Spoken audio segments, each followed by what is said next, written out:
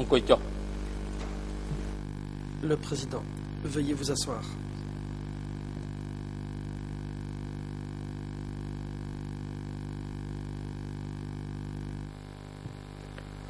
L'audience est ouverte.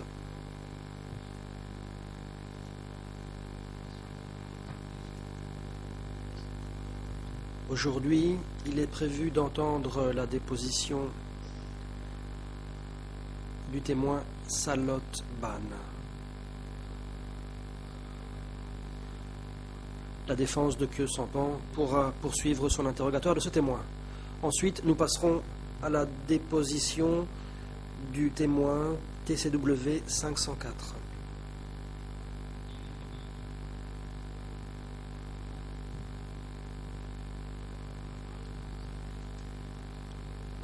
Huissier d'audience, veuillez faire rapport concernant la présence des parties à l'audience.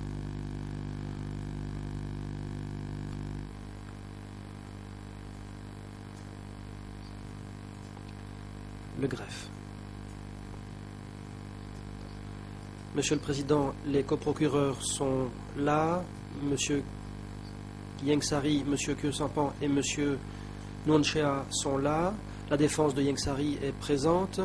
La défense de Khieu Samphan est présente pour la partie nationale. La défense de Nuonchea est présente. Concernant les parties civiles, les avocats sont présents. Le témoin qui va comparaître après Salot Ban est dans la salle d'attente. Il attend d'être convoqué par la Chambre. Le témoin n'a aucun lien avec les parties et il a prêté serment. Le Président, merci. La parole est à la défense de Nuonchea. La défense. Une motion d'ordre très brièvement, ce qui n'a rien à voir avec les deux témoins. Cela concerne quelque chose qui s'est produit lundi. Lundi après-midi, alors que Maître Pestman parlait de notre position concernant les ingérences dans les travaux du tribunal, visiblement, la juge Courtright a secoué la tête. Je la regardais et elle a employé les termes blablabla. Bla bla. Comme si, ou plutôt, il s'agit de gesticulations qui n'ont pas été enregistrées et nous souhaitons recevoir des éclaircissements de la Chambre ou de la juge Courtright, si elle le souhaite. Est-ce que il s'agissait d'une manifestation usuelle de dédain pour la défense de Nuonchea, ou bien est-ce que c'était une expression de sa position concernant une question qui, d'après la Cour suprême, est encore pendante, et il s'agit des éventuelles interférences du gouvernement cambodgien dans la procédure. Que voulait passer comme message la juge Courtright par cette expression d'exaspération en réaction à des observations de notre part? Qu'est-ce que la juge Courtright trouve si contestable concernant notre équipe de défense? Bien sûr, on suppose que les juges sont impartiaux, mais pour nous, cette expression patente de désapprobation est tout au moins problématique, voire encore plus dérangeante. Les juges ne devraient être impartiaux, détachés de toute passion. Si nous ne pouvons pas en être sûrs, notre position est tout au moins précaire. Malgré ma recherche faite pendant les vacances, je n'ai pas trouvé de jurisprudence sur ce point. Il y a des sources secondaires qui me sont venues à l'esprit. Je crois que certains les connaissent. Je cite le docteur Gray qui a dit que certains musiciens juraient à la maison mais n'osaient pas le faire sur scène. Le Président, veuillez s'il vous plaît ralentir. Nous n'avons pas pu entendre d'interprétation de ce que vous avez dit.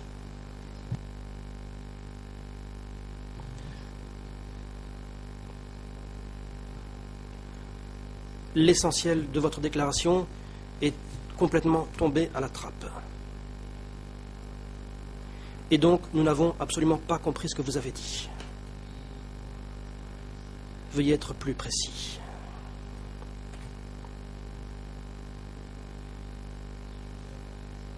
Et veuillez parler lentement. Nous ne sommes pas aussi instruits que vous-même. Et souvenez-vous que vous vous adressez à la Chambre et que vous ne parlez pas tout seul. Veuillez répéter votre déclaration clairement et lentement. De cette façon, les partis pourront comprendre votre message.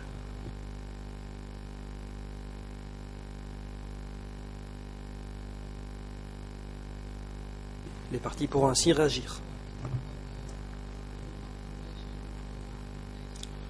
On ne sait pas bien s'il s'agit d'une requête, d'observation, si la Chambre doit se prononcer ou non. La défense. Merci. Mes excuses, j'ai tendance à parler pour moi-même. Je vais répéter ce que j'ai dit.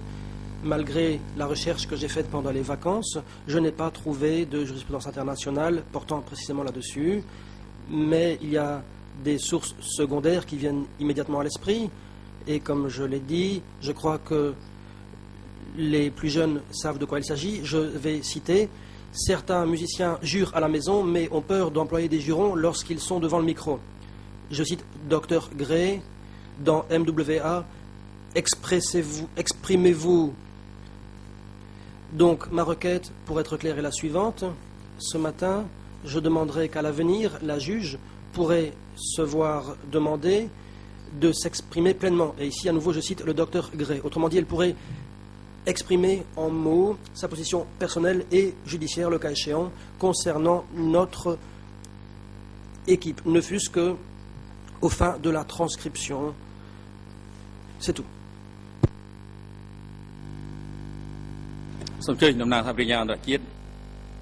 Le président. Le coprocureur international a la parole. Bonjour Monsieur le Président, Mesdames et Messieurs les juges.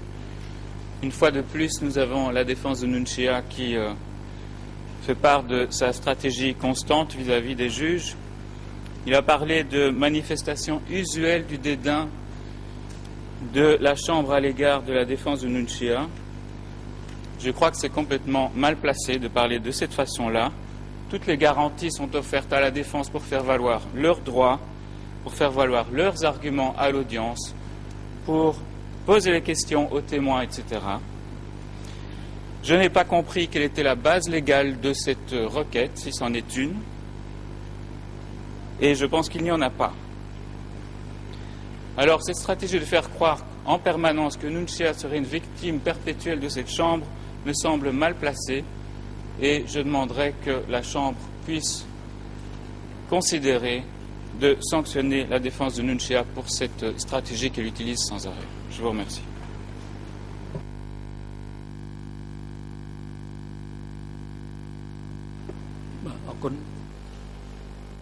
Le président.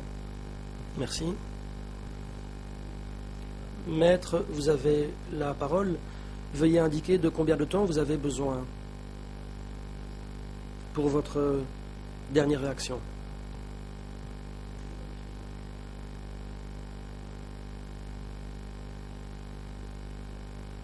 En outre, combien de fois souhaitez-vous encore vous lever pour vous exprimer? La défense, je serai très bref. En réponse, interruption du président. Vous n'avez pas encore dit combien de temps vous alliez parler. Et combien de fois? La défense, 1 minute. Le président interrompt. Combien de fois souhaitez-vous encore parler? La défense, 1 minute. Le président, combien de fois? 1 minute, d'accord, mais combien de fois? La défense, je ne comprends pas, j'ai dit 1 minute.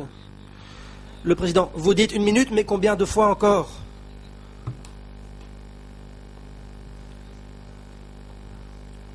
Est-ce que c'est la dernière fois que vous prenez la parole? Ou bien après ça, vous allez encore la reprendre? Après 1 minute. La défense.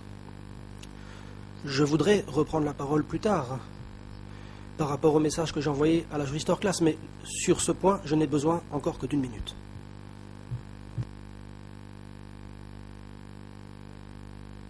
Très brièvement, pour réagir à l'observation de la partie adverse, ma requête se fonde sur le fait reconnu que les juges d'un tribunal doivent être impartiaux et sont censés l'être. Et les expressions verbales ou autres peuvent trahir le fait qu'ils ne le sont peut-être pas. C'est ce que j'ai voulu dire. La juge Cartwright s'est exprimée de façon non verbale depuis le début du procès et cela tend à trahir un préjugé par rapport à notre équipe. Voilà le fondement juridique de ma requête. Je demande à la Chambre de dire à la juge Cartwright de s'abstenir, si elle peut le faire, de s'exprimer de cette façon à l'avenir. Merci.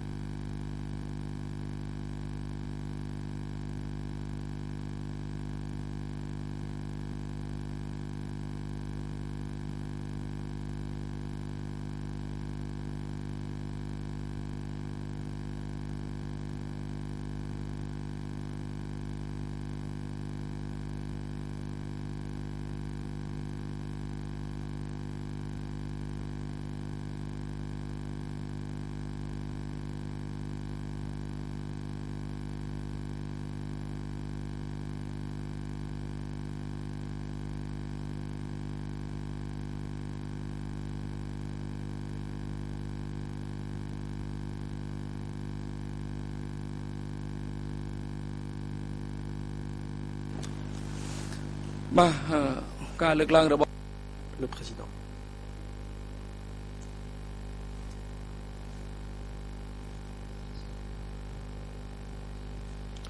L'avocat de Nguyen Chea a fait des observations sur la juge Sylvia Cartwright. Ces informations sont dénuées de tout fondement. Il s'agit de pures allégations visant les juges du siège. Pour cette raison, la Chambre rejette ces allégations. Nous allons donner la parole à la défense de Khieu Samphan pour qu'elle poursuive l'interrogatoire du témoin Salot Ban.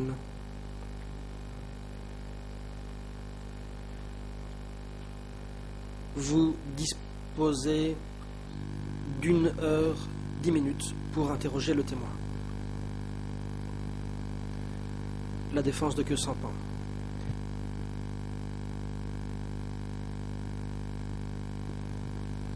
Merci, Monsieur le Président. Bonjour, Mesdames, Messieurs les juges. Bonjour, Monsieur Salot Ban. J'ai encore des questions à vous poser. Hier, nous en étions à votre rôle en tant que gardien. Nous parlions de l'emplacement du siège du parti avant 1975. La question suivante porte sur les réunions qui avaient lieu.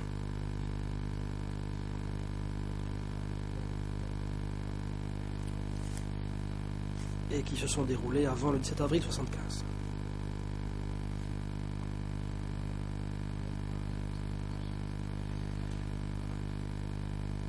Lorsque l'accusation vous a interrogé au sujet des réunions avec Pol Pot, vous avez dit qu'il y avait 1 ou 2 secrétaires de zone qui étaient présents à ces réunions et que celles-ci n'étaient pas très importantes. Lorsque vous parlez des secrétaires de zone,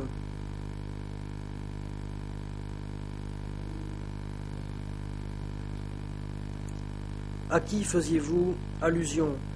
S'agissait-il de membres du comité permanent? S'agissait-il de secrétaires de tel ou tel comité?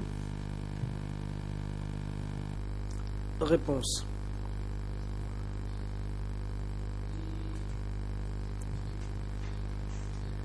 Les comités, ou plutôt cela incluait les chefs de zone, les chefs adjoints de zone, un ou deux, étaient présents à ces réunions. Question.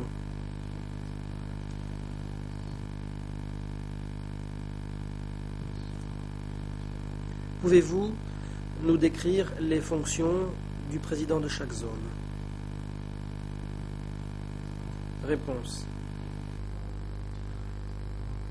Ces gens étaient chargés de toutes les questions. Questions. Y compris les questions militaires? Réponse. Oui. Question.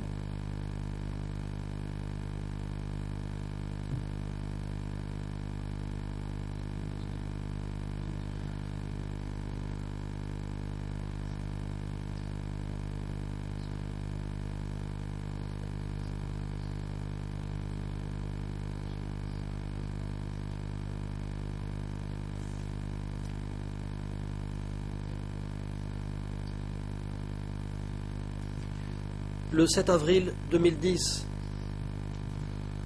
dans le document E3-446, vous avez parlé des réunions entre Pol Pot et les chefs de zone au sujet de l'attaque. Vous avez dit que l'attaque de Phnom Penh était imminente.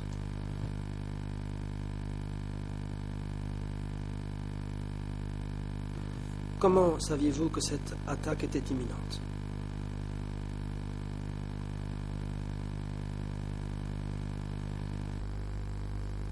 Réponse.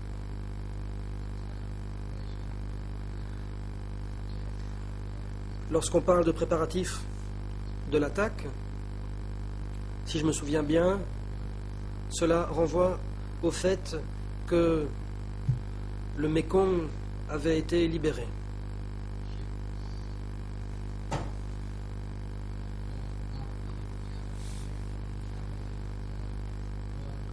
Les bateaux des impérialistes américains n'étaient plus autorisés à transporter des biens, des marchandises. Il n'y avait que des avions. Question. Que voulez-vous dire lorsque vous parlez du fait que le Mekong avait été libéré? Réponse.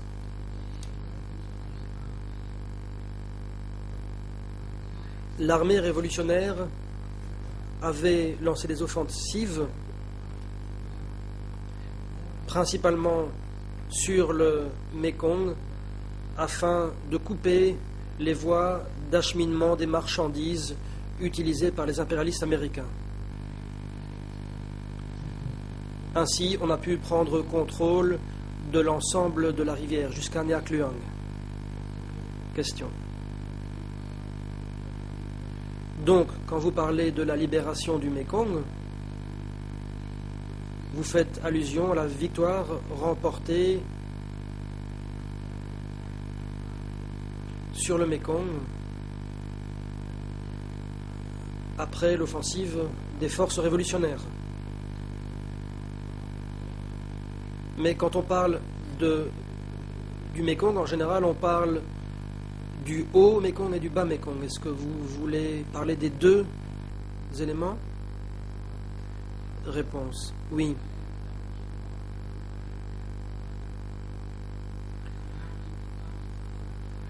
En outre, les forces révolutionnaires n'ont pas seulement attaqué les bateaux des impérialistes,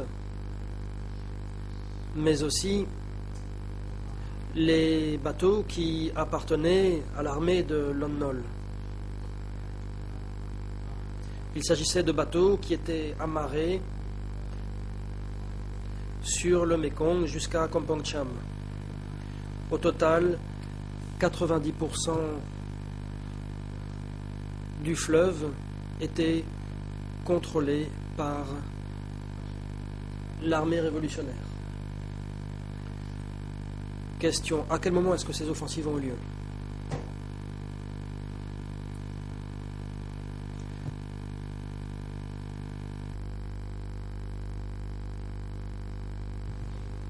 Réponse. Les offensives les plus intenses ont commencé au début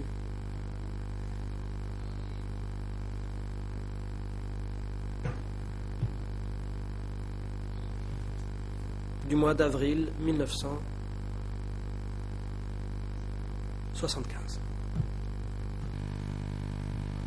Question.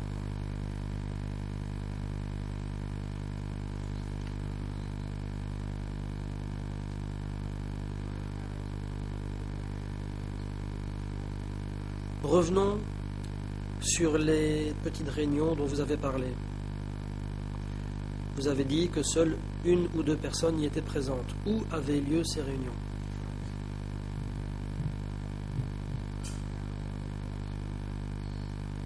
Ces réunions avaient lieu au siège. Vous avez dit qu'au siège il y avait quelques cabanes, 4 ou 5, et que certaines de ces cabanes étaient destinées aux gardiens.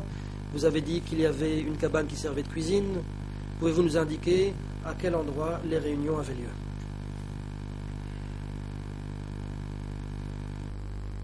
Réponse.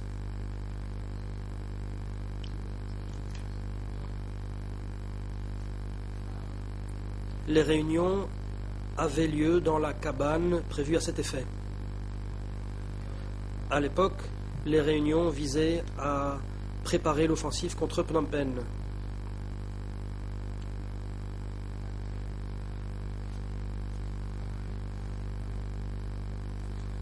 Cette cabane dans laquelle avaient lieu les réunions faisait 5 mètres sur 5. Question.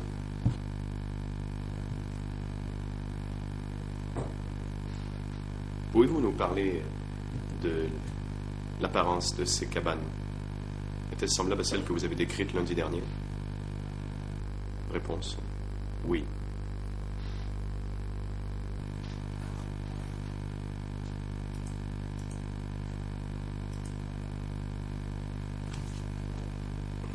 Question.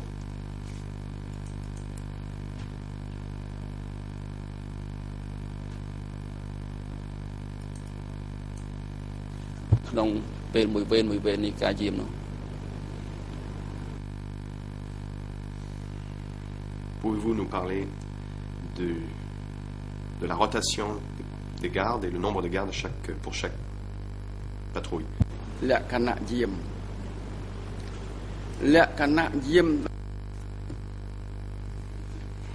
Réponse. Laissez-moi vous parler de la procédure pour les patrouilles et la surveillance.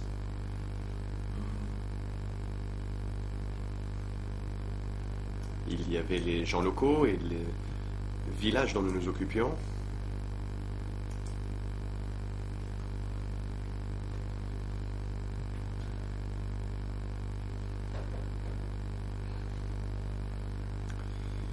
C'étaient les habitants du village dont nous nous occupions qui montaient la garde. C'était donc la responsabilité du village où la réunion se tenait. La sécurité était prise en charge par le village. J'avais, moi, des responsabilités relativement mineures. Moi et le cuisinier montions aussi la garde. Car le cuisinier ne faisait pas que cuisiner.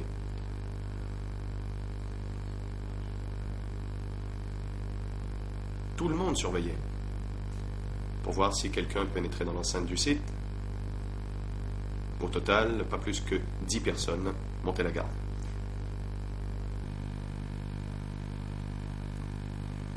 Question.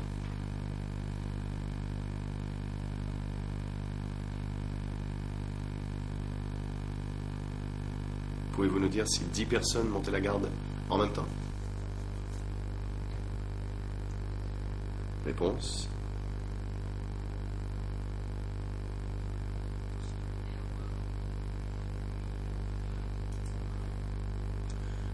Seuls 2 ou 3 gardes étaient armés.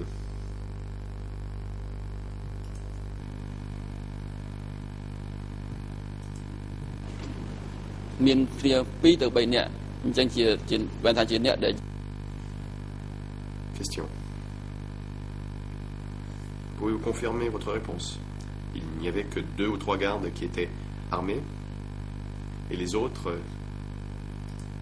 c'était le cuisinier et vous. Est-ce exact? Réponse, oui. Je vous remercie, dit le conseil.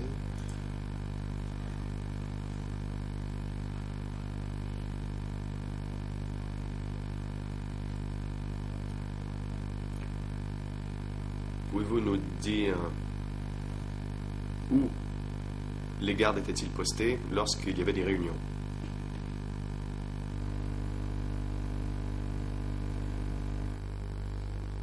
Réponse.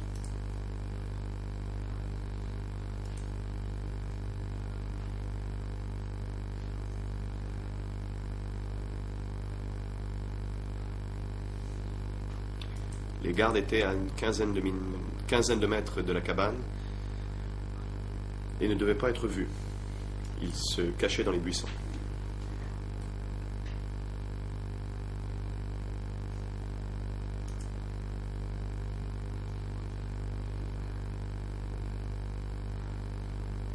Par exemple, si 3 personnes montaient la garde, ils étaient placés en forme de triangle et se cachaient dans les buissons.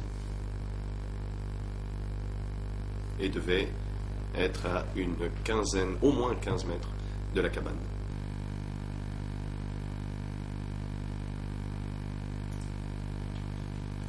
Question. Vous dites au moins 15 mètres.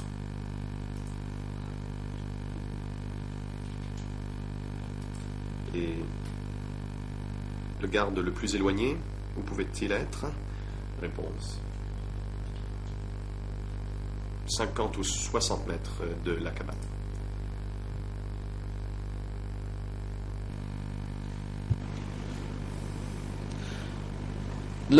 Sommeលោកជួយបញ្ជាក់ទៅក្រុមប្រឹក្សាជំនុំជម្រះផងថាចុះបើសិនជាអ្នកយាមគាត់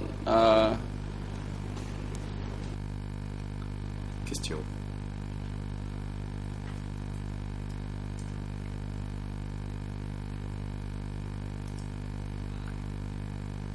Et si les gardes essayaient d'espionner ou d'écouter ce qui se disait pendant les réunions, était-ce possible?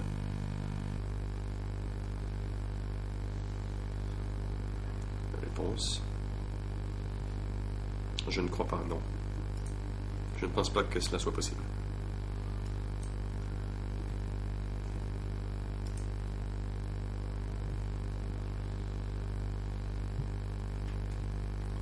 Même les gardes du corps n'avaient pas le droit d'être proches de la réunion.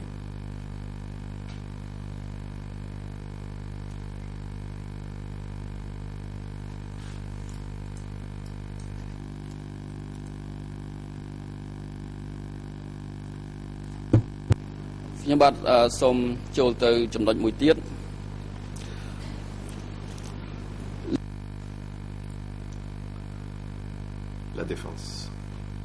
Je vais maintenant passer à un autre sujet. Le procureur vous a posé des questions sur vos auditions devant le juge d'instruction, notamment celle du 7 novembre, plutôt 7 avril 2010. La code du document est E3.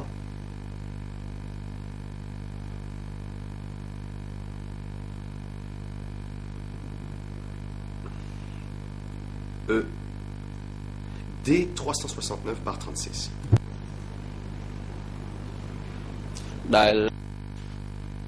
Lors de cet entretien, vous évoquez le rôle de Queue-Sans-Pan.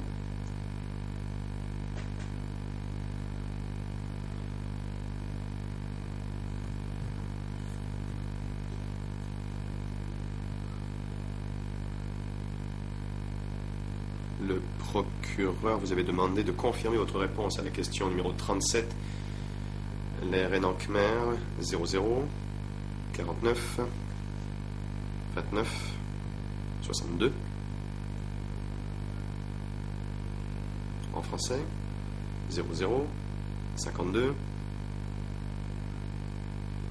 95, 10.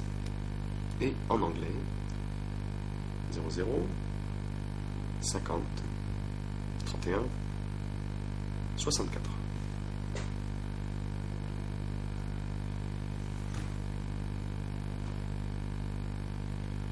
Vous dites... Plutôt, vous avez confirmé que Khieu Samphan n'était pas membre du comité permanent. Par la suite, le procureur vous a demandé de confirmer votre réponse. La réponse numéro 37 quant à M. Khieu Samphan.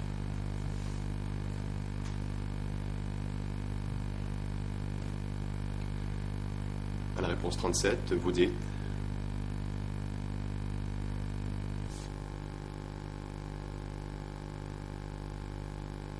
ou plutôt, dans votre réponse, vous avez dit que Khieu Samphan était le président du Présidium d'État. Vous en souvenez-vous? Réponse: oui, je m'en souviens. បាទសូមអរគុណឥឡូវខ្ញុំបាទសូមភ្ជាប់ទៅនឹងឯកសារនេះដដែលតាក់ទងទៅនឹងចម្លើយ40 Question. Toujours dans le même document, question et réponse numéro 40.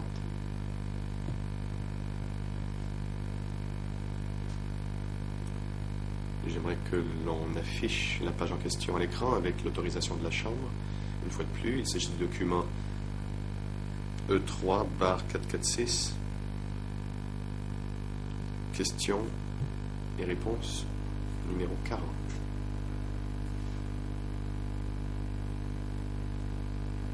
Le président. Oui, veuillez afficher E3/446 qui porte aussi la code D369/36 à l'écran.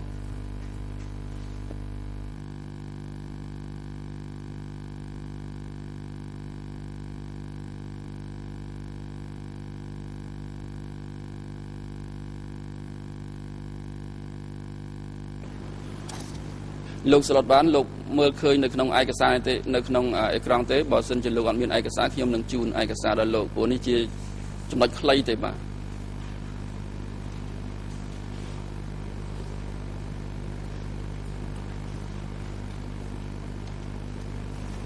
បាទបានឃើញហើយ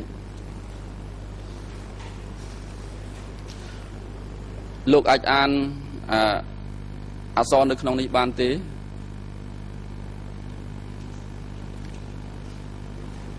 បាទអានបានអញ្ចឹងសូមលោកអានត្រង់ចំណុចដែលមានពណ៌ក្រហមព័ទ្ធជុំវិញបន្ទាត់ក្រហមព័ទ្ធជុំវិញខ្លីទេបាទ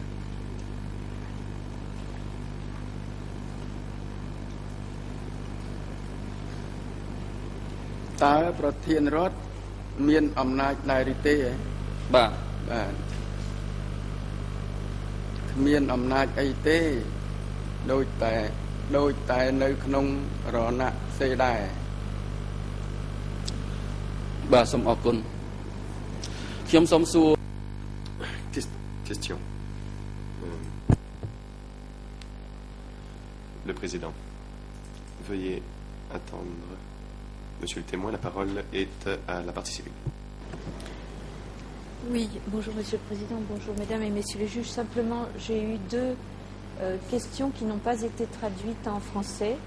Je pensais qu'il y avait un problème. En revanche, j'ai entendu ce que vous m'avez dit en français par la suite. Mais il me manque deux questions, deux traductions de questions et de réponses.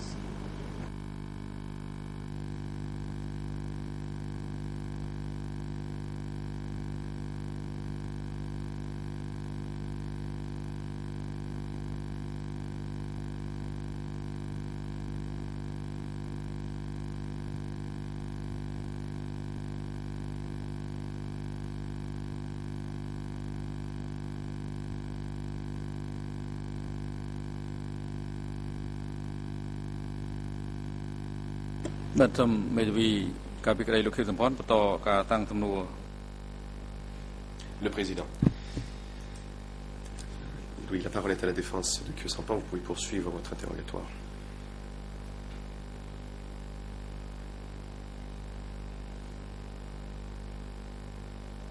Le président poursuit. Peut-être faudra-t-il lire la transcription. Il semblerait que le problème n'est qu'avec vous. Peut-être que vos écouteurs ont manqué de piles.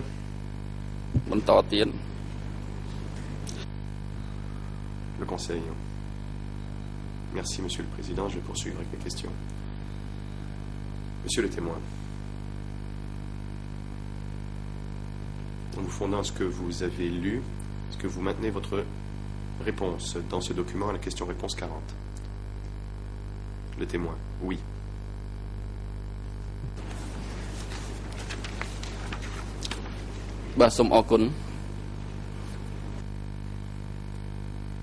La défense. Merci.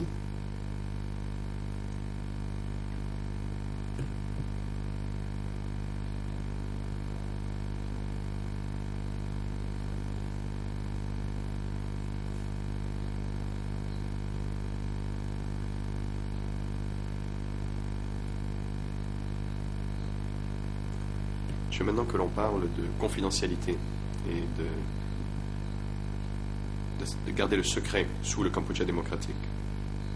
On vous a posé des questions et vous avez indiqué plusieurs reprises que vous ne vous occupiez que de vos propres affaires, que vous ne vouliez pas en savoir sur les affaires des autres. Mardi le 24 avril en matinée, vous avez dit qu'à l'époque la situation était secrète. Et le lundi matin, à la page 34, ligne 30 de la transcription en khmer, vous avez dit « Nous nous occupions de nos propres affaires et nous ne devions nous occuper que de nos propres affaires. C'était le principe général afin de garder les secrets. » J'ai quelques questions à vous poser à propos de cela et j'aimerais que vous confirmiez certaines choses pour la Chambre.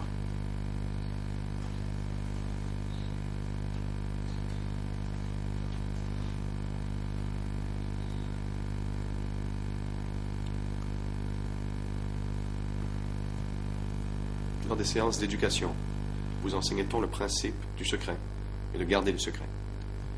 Réponse. Nous étudions ce principe lors des séances d'éducation, et ce, tous les jours.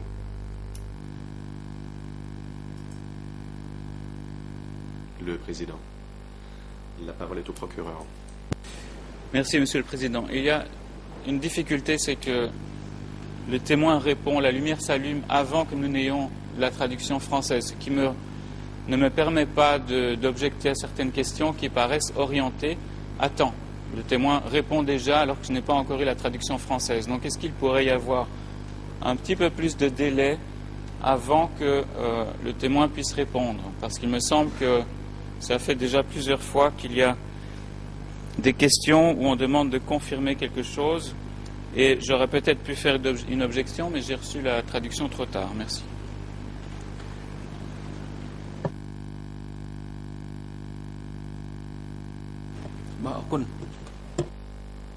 Le Président.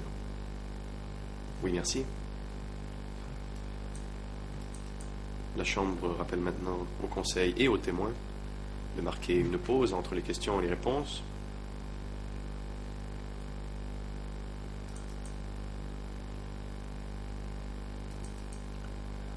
J'ai donné les instructions aux techniciens pour l'activation du microphone.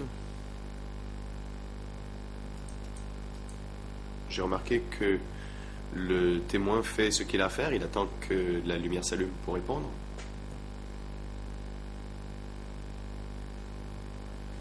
Maître,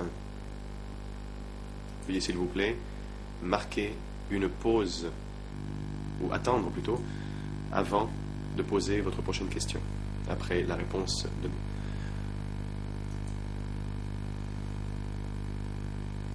Maître Kong Somron. Je vous remercie, Monsieur le Président. Il me semble que je parle le plus lentement possible.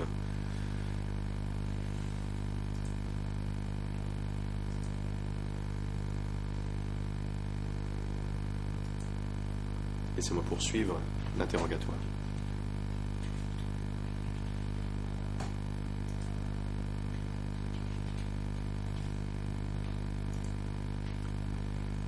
Monsieur le témoin, pouvez-vous nous parler des secrets? Était-il indiqué dans une règle?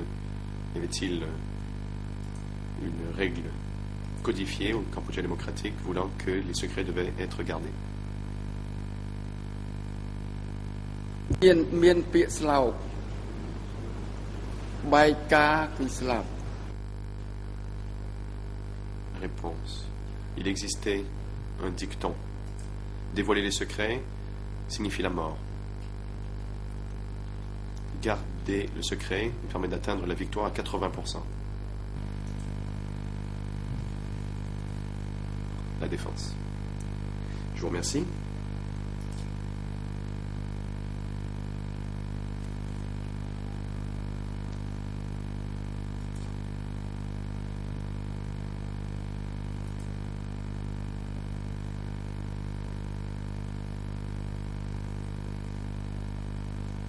Je vous ai entendu parler, lors de votre interrogatoire, des 12 principes moraux.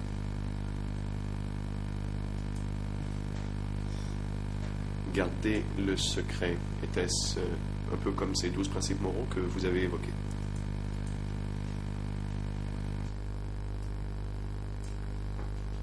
Réponse, oui.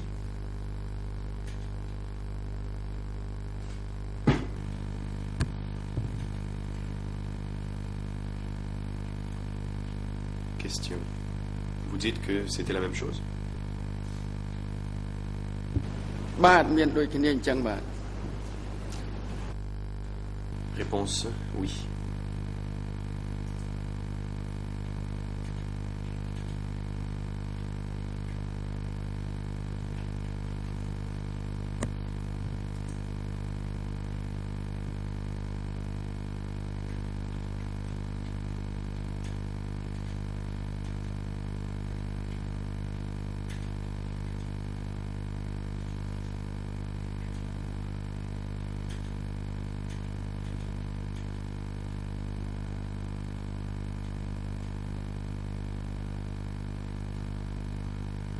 Question.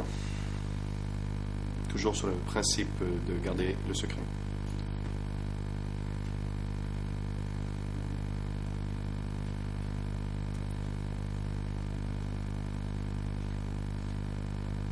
Êtes-vous d'accord pour dire qu'il ne fallait pas s'occuper des affaires des autres et qu'il ne fallait s'occuper que de ses propres affaires?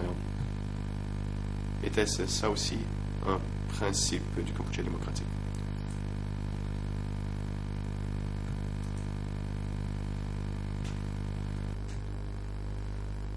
Réponse, oui.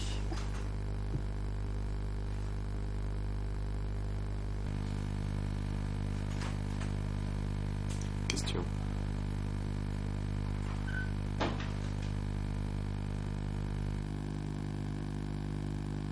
Je vous remercie, monsieur le témoin, pour avoir répondu aux questions. Je n'ai plus d'autres questions. Le président. Merci. Maître, monsieur le témoin. Oui, la parole est à l'accusation. Merci, Monsieur le Président. Juste quelques secondes pour apporter une précision, une clarification à la Chambre et au parti, puisqu'on a parlé lundi très longuement du cas de Monsieur Koun David. Et alors, pour les besoins de la transcription, je voudrais simplement porter à l'attention de la Chambre le fait qu'il existe un document au dossier, qui est le document E3/129, également D108/26.26, qui est une liste de prisonniers de S21 parmi les intellectuels provenant de France, qui mentionne le nom de Koun David au numéro 36 de cette liste. Et à toutes fins utiles, la date d'entrée à S21 est mentionnée également. Il s'agit du 12 décembre 1976. Je voulais que cela puisse apparaître au niveau de la transcription et aussi que chaque partie puisse être informée de ce fait. Merci.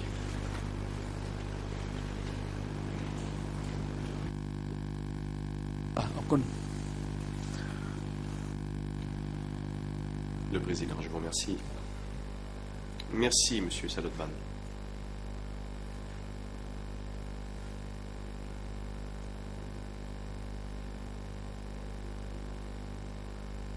Voilà qui met fin à votre déposition devant la Chambre.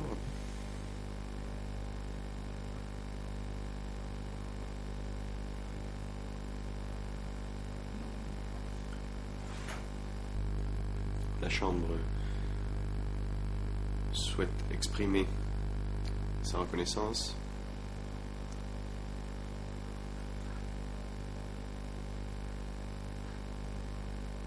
nous vous remercions d'avoir témoigné de ce que vous avez vu et entendu et vécu. Voilà qui donc met fin à votre comparution et vous pouvez rentrer chez vous. La Chambre remercie aussi votre conseil.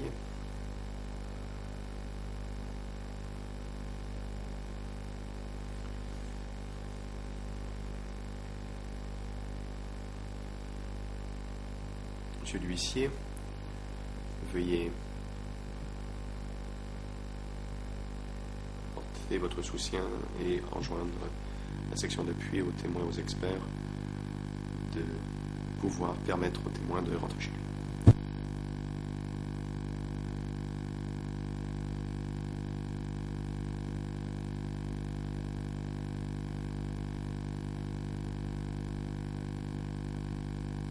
Le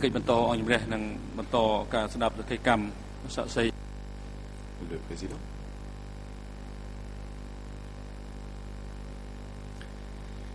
Nous allons maintenant entendre le témoin TCW 504. Monsieur l'huissier, veuillez faire entrer le témoin. Plutôt, veuillez attendre. Je remarque que la défense de Nuancha demande la parole. Allez-y, maître. Maître Yannoutsi, je vous remercie, Monsieur le Président. Madame, Messieurs les juges, j'ai envoyé un courriel à la jury hors classe dans lequel nous montrions nous étions d'avis qu'il y a un problème d'auto-incrimination avec ce témoin, et donc en vertu de la règle 28, alinéa 8, nous demandons à pouvoir passer à un huis clos pour pouvoir discuter. Je crois que tout le monde et toutes les parties étaient en copie conforme de ce courriel.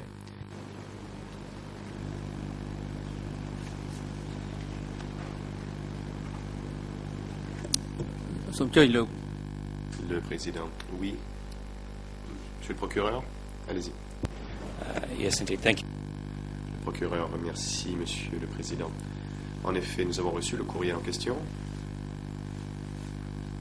Et je me lève aujourd'hui pour dire que nous ne considérons pas qu'il y a un besoin de tenir une audience.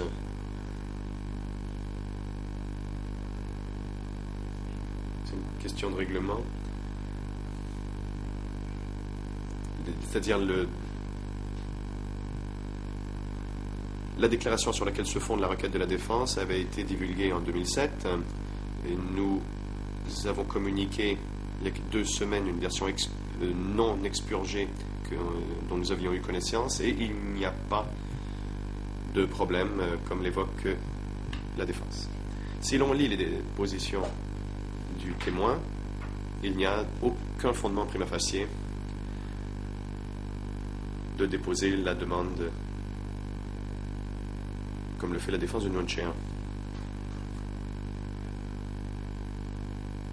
En fait,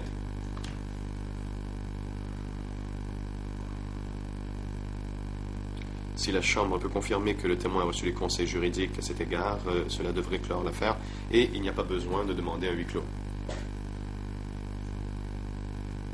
Nous reconnaissons qu'il y a certaines difficultés avec la règle 28, à savoir la linéa 8, exige que les partie présente une demande s'il y a un problème d'auto-incrimination. Nous sommes d'avis qu'il n'y a pas de telle situation. Et il n'est pas nécessaire non plus que la défense continue de présenter des demandes de huis clos si la Chambre confirme qu'en vertu de 28.2, les témoins sont avertis de leurs droits et peuvent éviter de répondre à des questions tendant à les incriminer. Il n'y a donc pas besoin de passer une séance à huis clos.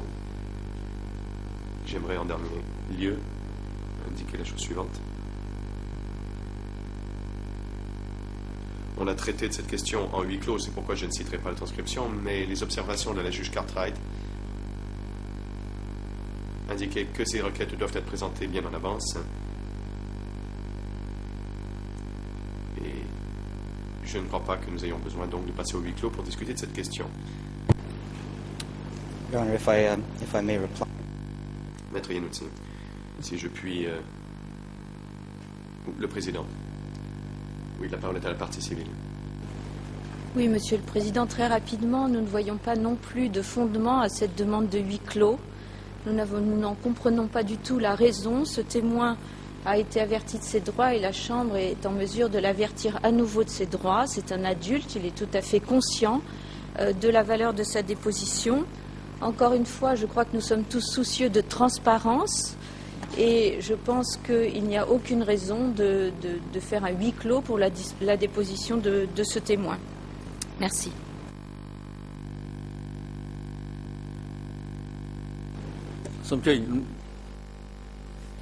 Le Président. Oui, la parole est à la défense du Nunchia. Maître Iannuzzi. Je vous remercie, Monsieur le Président.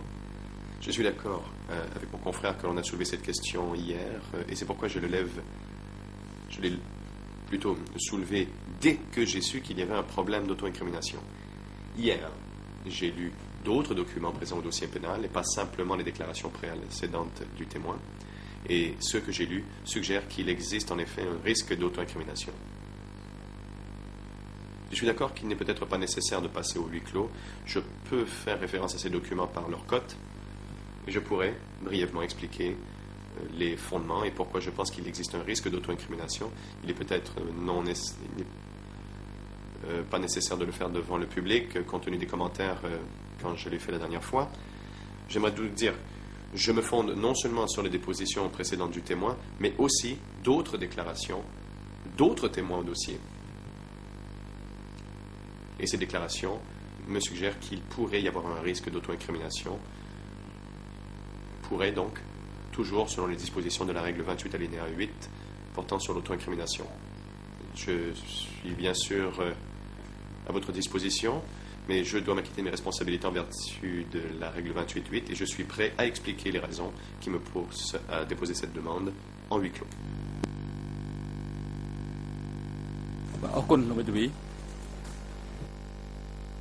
Le Président. Merci, Maître.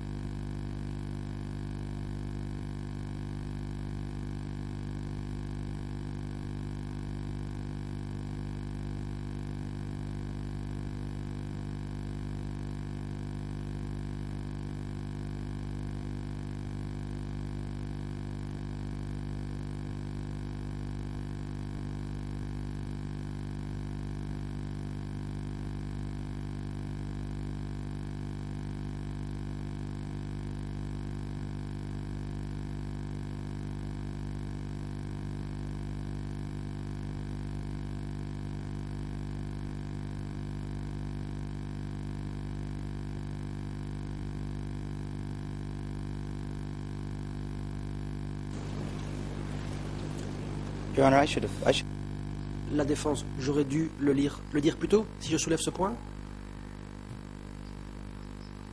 C'est parce que je vais peut-être en parler dans le contre-interrogatoire. Et je ne voulais pas qu'à ce moment-là, on m'accuse de ne pas avoir soulevé la question au bon moment. Comme je l'ai dit, je vais peut-être le faire. Je ne sais pas encore si je le ferai. Mais il est possible que je le fasse durant le contre-interrogatoire. Pour gagner du temps, peut-être que je pourrais envoyer un courriel à toutes les parties en précisant ce qui, à mon avis, constitue le problème. Peut-être que les juges pourront le lire pendant la pause et ça nous éviterait de passer au huis clos, au cas échéant. បាទអរគុណច្រើនប៉ុន្តែលោក Le président. Merci beaucoup, maître.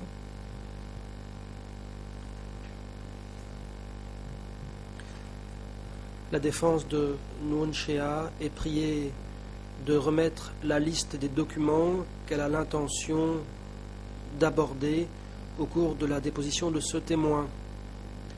Veillez également à ce que cette liste soit communiquée au greffier de la Chambre pour que celle-ci soit en mesure de se prononcer au sujet de la façon de conduire l'audience concernant ce témoin. La défense, je l'ai déjà fait par l'interface, je pense. Nous avons remis ce document. Je vais donner lecture des cotes. Il s'agit des documents importants pour nous. D224.14, D224.15, D125.123, D125.144 et D125. Le président interrompt. Veuillez répéter, vous allez trop vite. Reprenez à partir du troisième document. La défense. Désolé. D125.143, D125.144 et D125.207. Ce dernier document constitue plus ou moins un résumé des deux précédents. Selon nous, ces documents, lorsqu'ils sont lus en conjonction avec la déclaration du témoin E177.1, à savoir la déclaration de SOAS, donc en conjonction, tout cela donne clairement à penser pour moi qu'il y a peut-être un risque d'auto-incrimination pour ce témoin. Je ne pense pas qu'il soit approprié d'en parler en séance publique. Je peux le faire s'il faut. Le témoin n'est pas là. Est-ce que ce serait utile de le faire? បាទអរគុណនៅការ Le président. Merci pour ces informations. Je crois que cela suffira.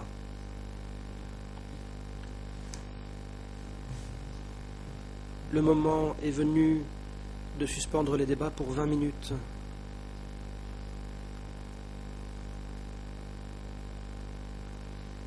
La Chambre rappelle ce qui suit aux parties. À la reprise de l'audience, nous passerons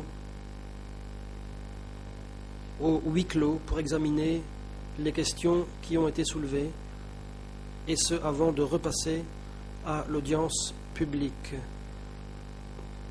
Que le public en soit informé. La parole est à Maître Carnavas. Maître Carnavas, merci Monsieur le Président. Bonjour à tous. Dans le prétoire et aux alentours, mon intervention est quelque peu différente. Il y a un document, c'est le document E187.1, qui est une version non expurgée d'un document précédent. C'est une interview de SOAS. Nous avons envoyé un courriel à la juriste hors classe en posant des questions concernant ce document. lequel a été retranscrit, retapé sur la base d'un document antérieur. Nous ne savons pas comment ce document a été produit. C'est supposément une interview recueillie par Eder, qui vient de SOAS.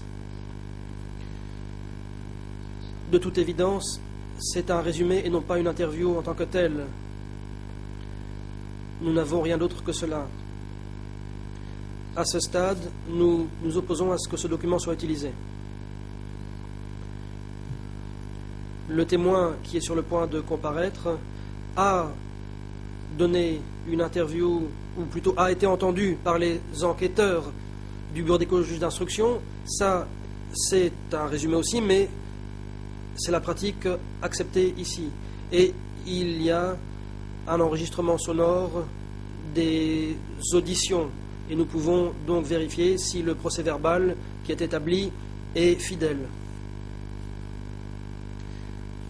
Le présent document, à savoir ses versions expurgées et non expurgées concernant ce document,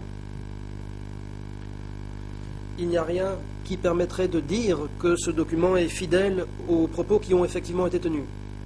Il n'y a aucune question ni de réponse. C'est comme si cette personne savait exactement que dire. Donc nous contestons l'utilisation de ce document. Sauf, bien sûr, si l'accusation peut nous donner plus d'indications concernant la façon dont ce document a été produit. Peut-être que l'accusation a en sa possession des enregistrements sonores que nous pourrions examiner. Peut-être qu'on pourrait nous donner de quelconques autres éléments permettant de nous rassurer. Mais pour l'instant, nous nous opposons à ce que ce document soit utilisé à quelque fin que ce soit. Merci. Le Président, la parole est à la défense de Khieu Samphan. La défense. Merci, Monsieur le Président.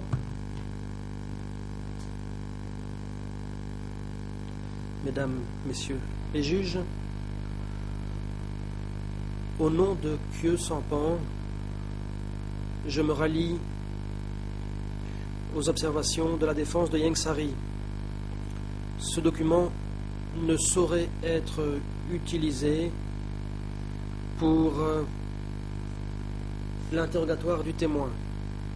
En effet, rien ne prouve que ce document émane du témoin. Ce document, en outre, ne porte aucune indication qui soit de nature à démontrer qu'il s'agit d'un document officiel. Ce document constitue en réalité un résumé et rien ne nous permet de procéder à une vérification. Le témoin a été cité à comparaître. Il va être entendu par la Chambre. Nous pourrons l'interroger directement sans devoir nous référer à ce document qui a été établi par la personne en question. Nous pouvons aussi nous appuyer sur le procès-verbal d'audition établi par les co-juges d'instruction à des fins de vérification. Donc, nous rejetons ce document. Le document E187.1. La défense de Nuon Chea à la parole. J'appuie la position de mes confrères. Je ne vais pas m'opposer à eux. Je peux confirmer que ce document a été établi par le professeur Eder. Et le mieux à faire, ce serait peut-être de faire venir Steve Eder dans le prétoire pour qu'il dépose sur ce document et sur les nombreux autres documents qu'il a établis et qui sont versés au dossier. Je crois que c'est une requête que nous avons faite dans le passé. Je pense que c'est tout à fait opportun.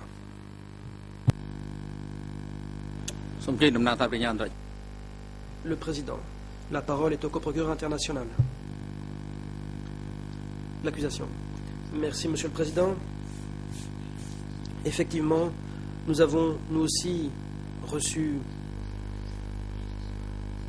la notification de Ieng Sary concernant cette requête.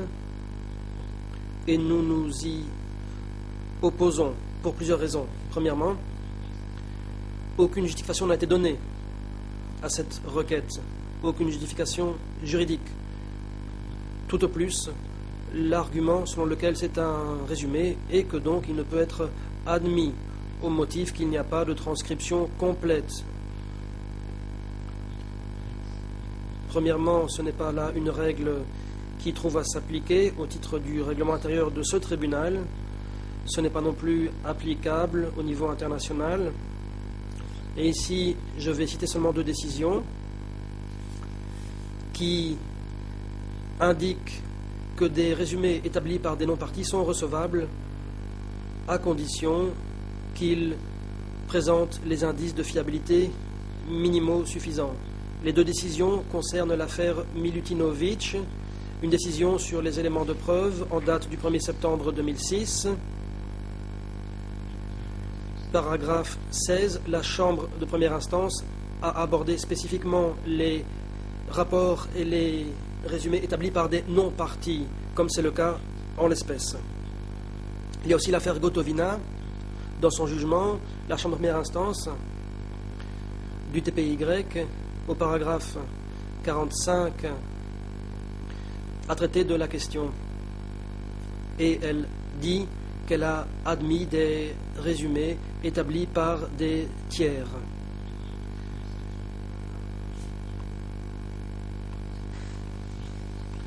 Pour répondre à certains arguments que nous venons d'entendre, la question de l'admissibilité des déclarations écrites a été déposée devant la Chambre l'année dernière, mais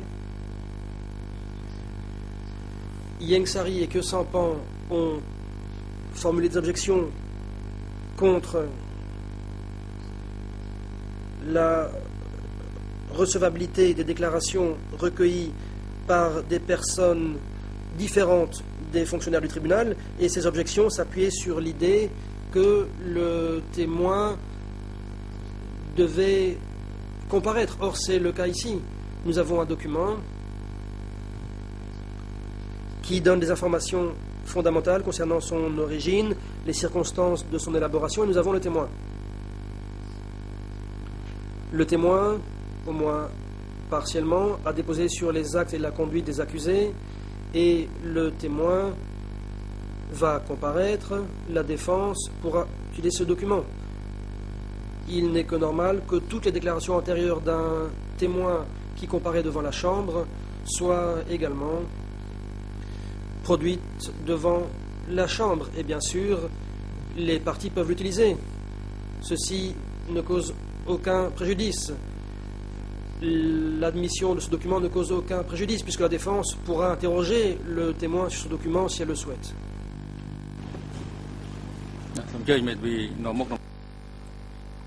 Le président. La parole est à la co-avocate principale pour les parties civiles. Oui, Monsieur le Président, j'ai l'impression qu'une fois de plus, on a un exemple de la confusion qui existe entre la question de la recevabilité et la question de la force probante, puisque, comme l'a indiqué Monsieur le procureur, aucun argument ne vous a été donné à l'instant pour justifier d'une éventuelle irrecevabilité. En revanche, on vous explique que ce document semble être un résumé et que par conséquent, il n'aurait pas forcément la même valeur que la déposition du témoin devant les juges d'instruction. Alors, faute d'arguments sur la recevabilité, je vous demanderai bien sûr de rejeter cette objection de la défense. Et je pense que dire que, puisque le témoin est là et puisqu'il a déposé devant les juges d'instruction, il faudrait rejeter ce document, c'est une absurdité, puisqu'on peut bien sûr utiliser tous les éléments qui concernent ce témoin et tous les documents qui paraissent utiles au-delà des procès-verbaux qui ont été établis par les juges d'instruction. Le témoin est là, il pourra s'expliquer sur ce document et il est tout à fait normal d'utiliser ce document comme n'importe quel autre document.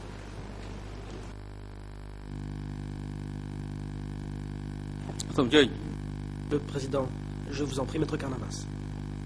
Maître Carnavas. Merci, Monsieur le Président. Peut-être quelque chose s'est perdu dans la traduction.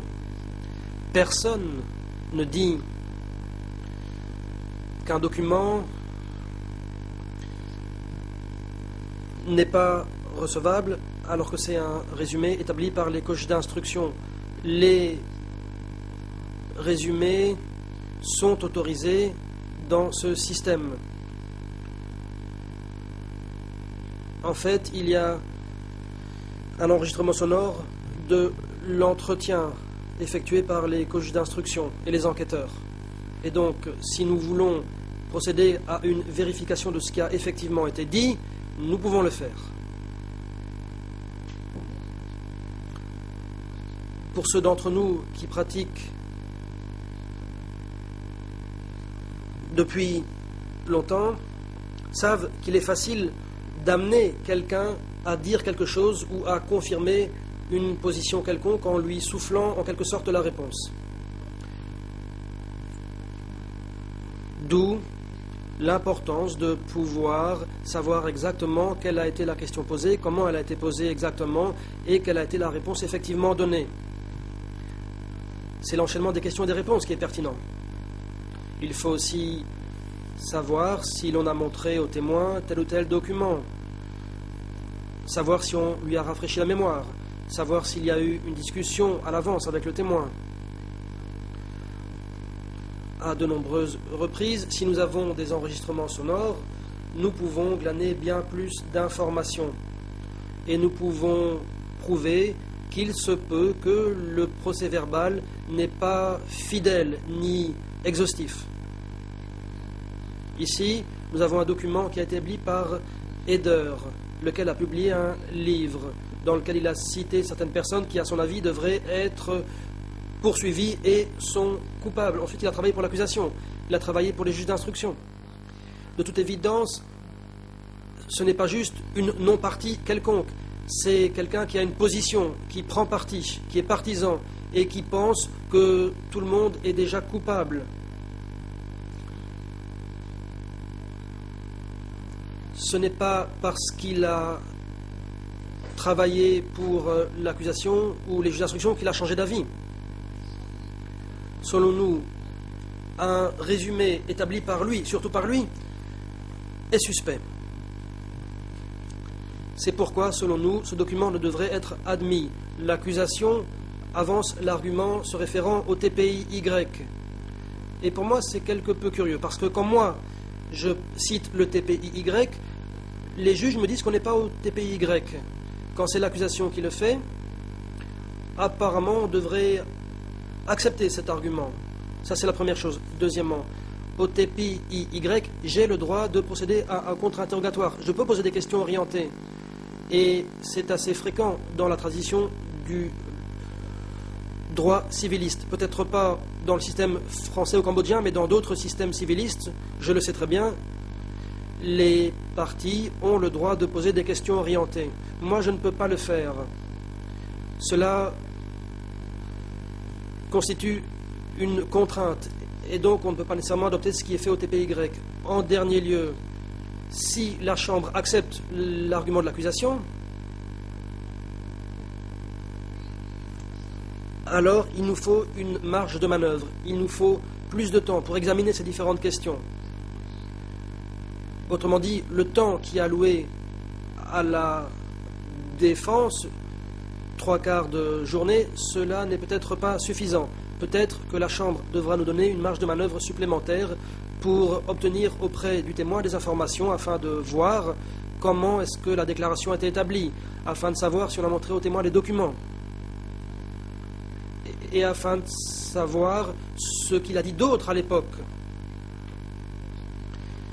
Si la Chambre est encline à adopter la position de l'accusation, alors il faudrait donner à toutes les parties une certaine latitude pour qu'elles puissent déterminer si le compte-rendu est un résumé fidèle des propos du témoin.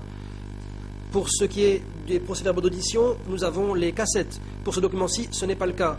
D'où la différence entre les deux. Et d'où mon objection.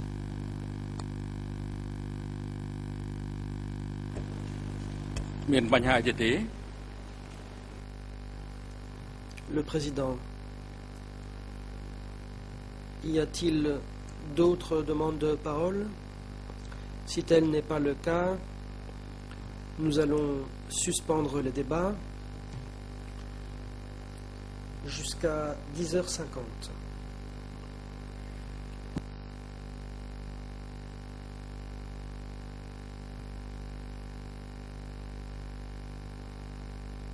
L'interprète se reprend. Les débats reprendront à 11h10 et l'audience se tiendra à huis clos.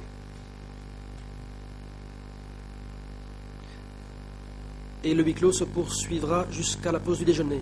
La parole est à la défense de Ieng Sary. Maître Ang Udom, merci Monsieur le Président, Mesdames, Messieurs les juges. Je me lève non pas pour faire de nouvelles observations, en plus de celles déjà faites par mes confrères.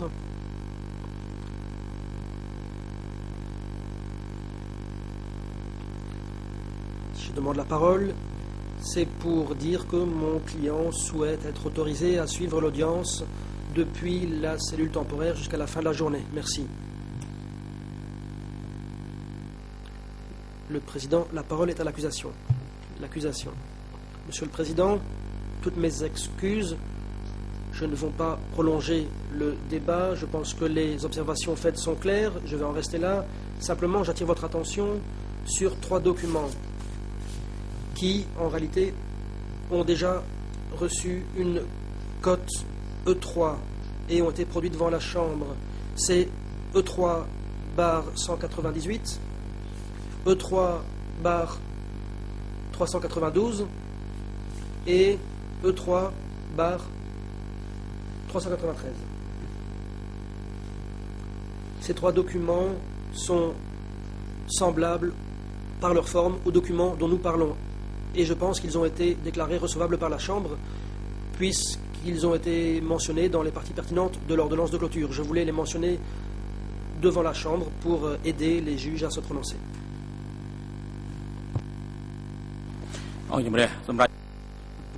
Le Président.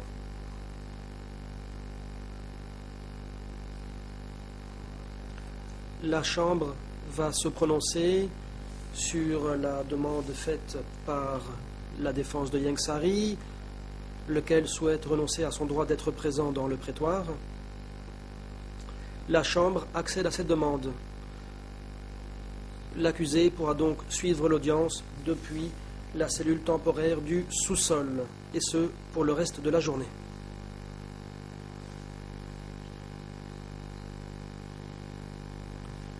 La défense de Ieng Sary est priée de remettre immédiatement le document de rénonciation portant l'empreinte digitale ou la signature de l'accusé, Ieng Sary. Les services audiovisuels sont priés de brancher le matériel audiovisuel dans la cellule temporaire.